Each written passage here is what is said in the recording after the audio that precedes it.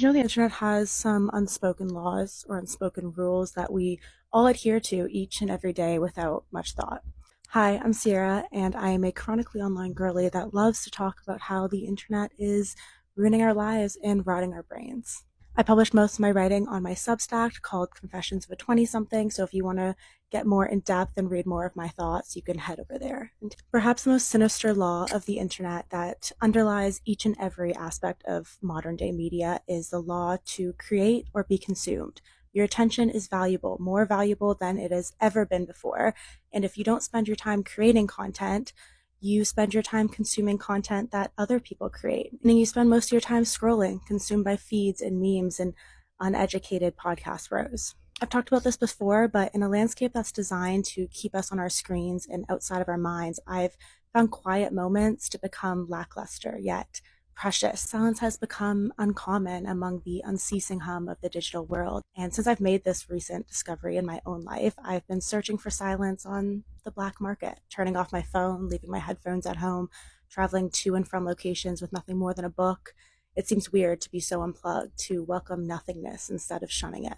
The underlying paradox of our lives is growing quite hilarious. We've become addicted to the internet, and the overconsumption of social media is leading to what is known as technostress, a phenomenon that results in distraction and potentially spiritual exhaustion as we struggle to balance our online persona with real-world responsibilities and experiences.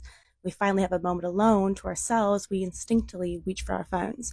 A meal alone has turned into a YouTube watch party. It's been labeled sad to eat alone in silence, and we crave easy to digest comedy skits and get readies with me to drown out even a fraction of boredom.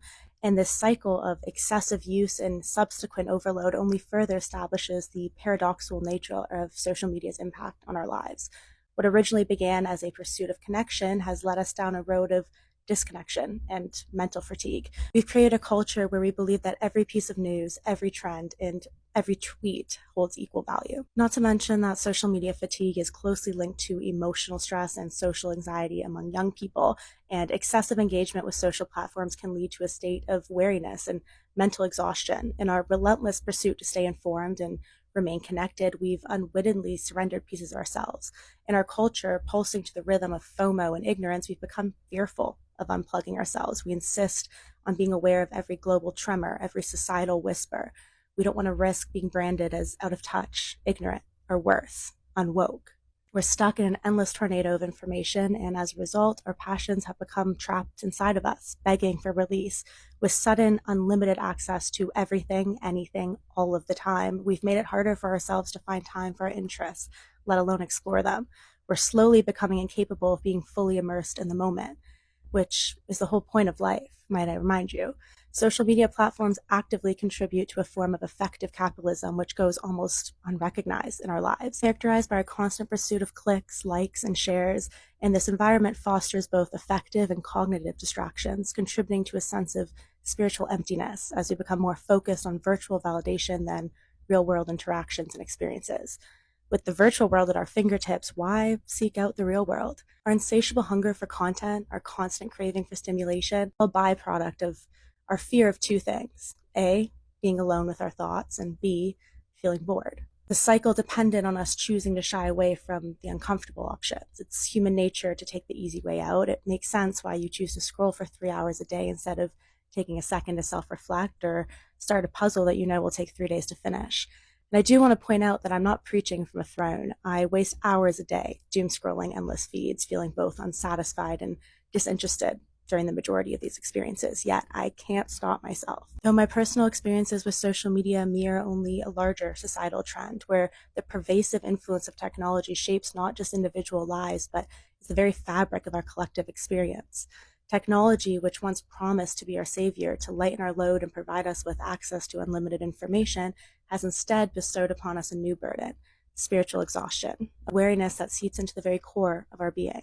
Social media, a byproduct of the tech boom, although never promised us some sort of refuge, it did have promises of its own. It was created for sharing news, information, and images, serving as a main source of entertainment and socialization for society. Some platforms were made with the idea of being able to monetize people to participate in social movements and improve social capital, which are all great things, right? But social media was originally designed for the masses and developed for individual use, but it didn't stay that way. Corporations realized rather quickly that the social media features of information sharing and instant responsiveness were beneficial for corporate communications as well. Some of the major players like Facebook, Twitter, and Instagram have since become valuable sources of information for both brands and companies. They facilitate the development of advertising campaigns, the targeting of relevant profiles for recruiting purposes, the establishment of relationships with customers, and access to valuable information for product improvement and development. It's a bit of a diversion from the point, but I think it's important to know just how much corporations are gaining from social media addictions. Our attention is what they want, and it's not our fault we fall so easily into their traps. However, it is important to note that high addiction of social media is associated with lower levels of mindfulness and emotional focused coping strategies.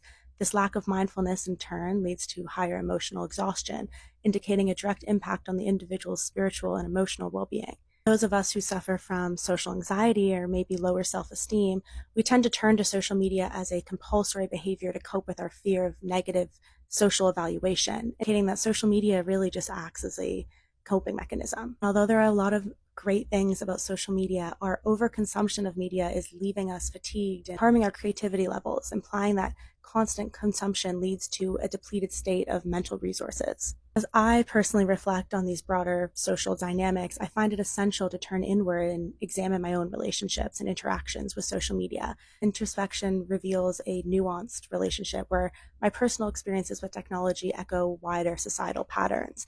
I'm not a traditionalist. I don't think we should go back to a time without technology or social media. I enjoy social media. I benefit from it. I engage with it. And I think it does have a really unique ability to connect us all. However, I do think we need to learn to guard ourselves better. The intentions of these platforms have shifted towards prioritizing corporations over people. They're making money off our loss of interest in hobbies and real life connections and the lack of creativity.